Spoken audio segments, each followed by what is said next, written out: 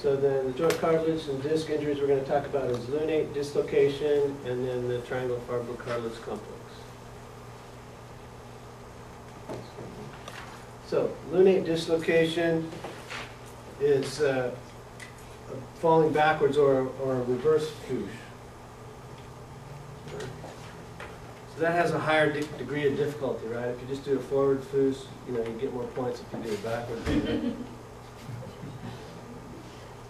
So if you're falling backwards like that, which way is the lunate going to get forced?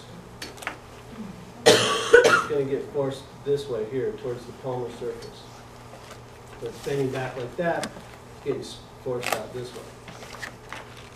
So it usually dislocates anteriorly, and that's where it's coming forward a little bit on the x-ray. You can see there's the thumb, there's the other metacarpals back here. So this is the anterior part of the wrist, and that's the posterior part.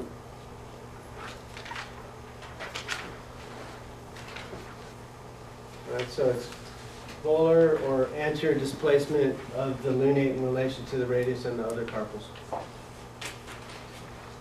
So what would you suspect that they would have if you were evaluating that person?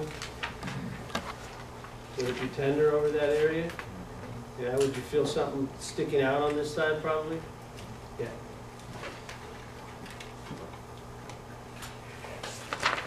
So pain, sharp pain at the lunate, maybe some swelling there. You can feel a depression in here, and it's going to be palpating, sticking out more on the anterior surface. Decreased range of motion.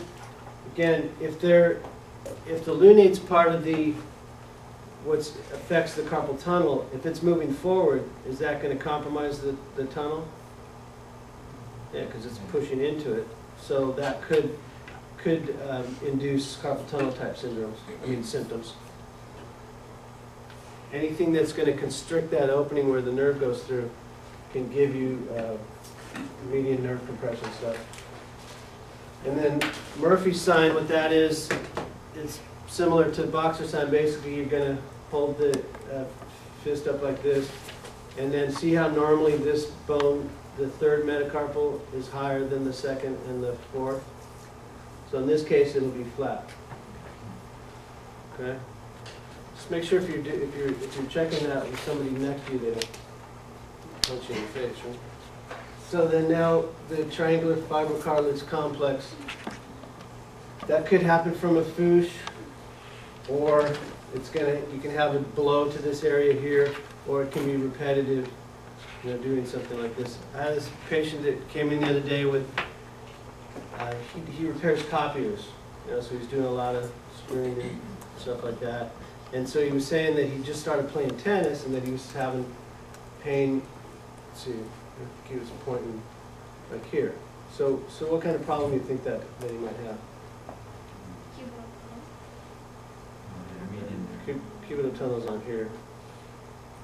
But if he's having repetitive, if somebody's playing tennis and their elbow hurts, what are you going to think? What's that? Flexor or supinator. Yeah, I mean, you might say, well, he could have tennis elbow, right? But typically that's going to be right here. And so then what test do you think I did on him? No. Oh, I'm sorry, I'm pointing on the wrong side. Good. Sorry about that. Never mind. Okay. It's over here on this side. Okay.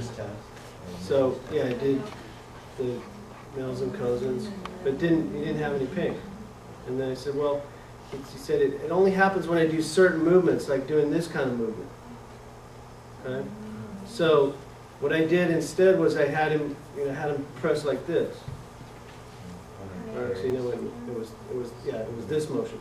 So I had him go like this. So there's not really a special test for that, but I figured maybe it's more because he's doing a lot of working with a screwdriver or something. So he's doing a lot of supination, and that's where he produced the pain. So I basically was just doing resisted supination, and then that's where he said, yeah, that's it. That hurts right there.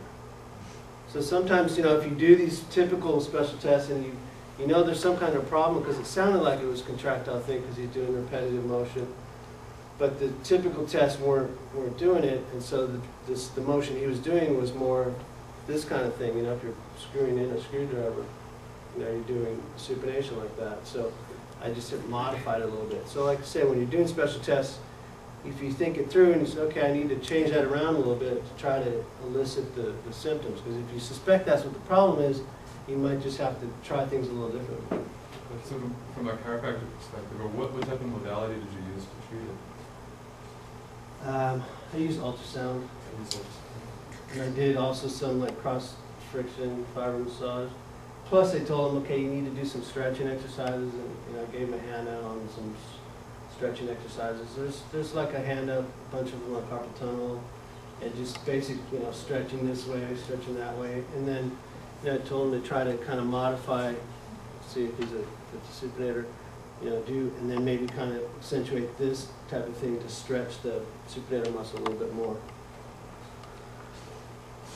And then, try to get them to try to use the other hand a little bit as much as possible. Because again, when you have upper extremity repetitive stress injuries, and you're using your dominant hand, as much as you can, try to do things with the other hand.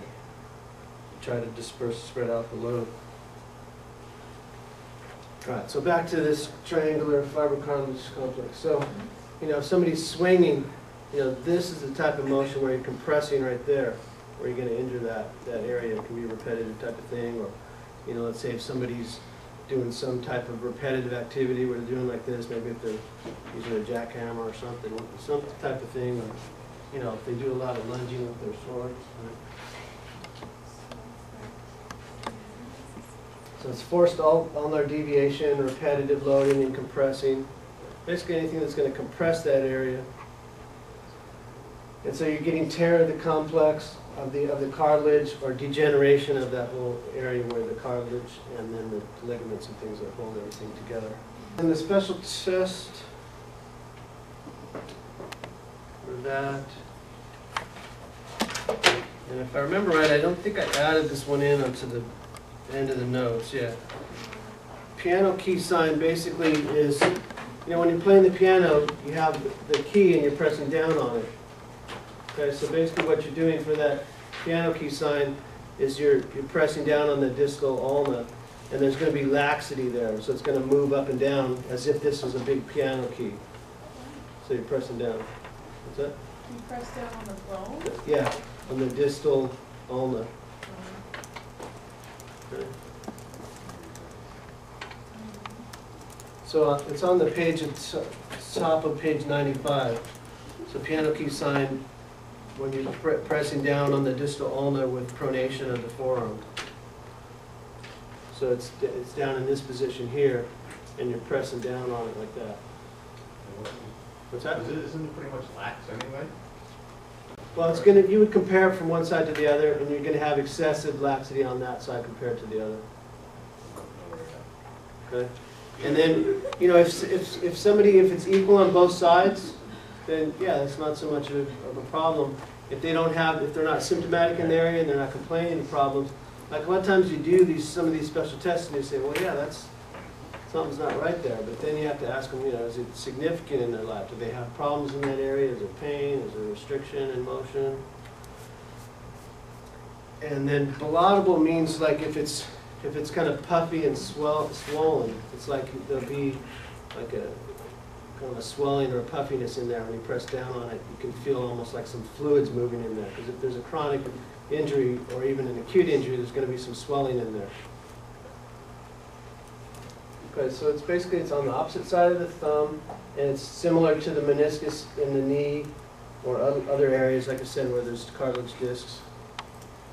And what happens is it gets injured when there's a compressive force. So if you're compressing it and rotating it at the same time, so you're kind of grinding on it.